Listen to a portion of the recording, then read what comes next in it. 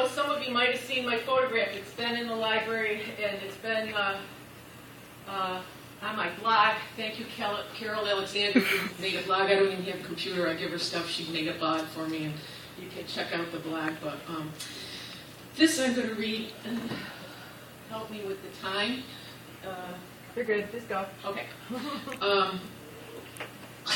Furball. You hear a dog when you go slow. What's that? You hear a dog when you go A slow. dog. Yeah, right. We have a hook. Oh, that'd be good. Because I can keep going. That's a good start. So I'm going to, I wish you could see it bigger, but how many people have looked at it in the library? You saw it? You have seen it, so some of you have seen it. Okay. As I waited in line to submit my photo at the Utica Public Library Art Show, Butterfly Girl, Joanne from La Galerie Rouge, she saw my piece and she was shocked that it wasn't taken at some exotic location. Twice a year, I go on a 48-hour self-care silent retreat, alone, in the Adirondacks. I've done this for about 10 years, maybe more. And it's funny how when I get back, everybody around me seems more relaxed and even kinder.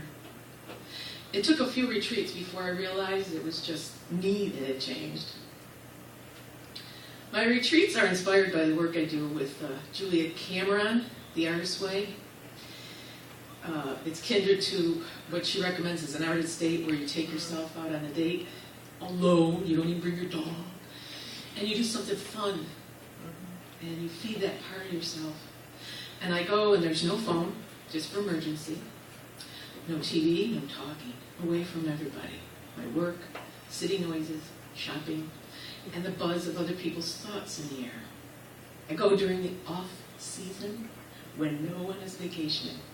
I gather sticks, build a fire, sleep when I want, draw a little, walk a little, swing on the front porch. I read, write, breathe, and be. Sitting quietly in nature has offered up some interesting surprises. Once, while sitting alone with a 200-year-old white pine, I saw ferns turn into fairies. That experience opened my mind to how we qualify the unexplainable as an active imagination rather than a reality to a frontier of infinite possibilities. My therapist really liked that line. I'm going to read that one again. The unexplainable is put into that box, active imagination, rather than a reality to a frontier of infinite possibilities. I've come to find out that taking a silent retreat alone frightens more people than roller coaster rides or anything the imagination can conjure. Sitting on the shore of the lake by my cabin, I saw several clusters of yellow swallowtail butterflies with their wings up. Suddenly they pop up together, fly a bit, and settle back down. I went back later and they were there. Came back the next day and they were still there, and I took some photos, and they flew up as I approached, and they settled back down seconds after I retreated, and I packed my lunch, and I set out to my favorite beach, an inlet. And there were clusters there too. I sat there wondering if they planned their rest from their migration, knowing like me that this would be the last quiet weekend for months. Young girls at the end of the pier were giggling and talking nonstop. A lone girl with a large glass snorkel on was diving for treasures.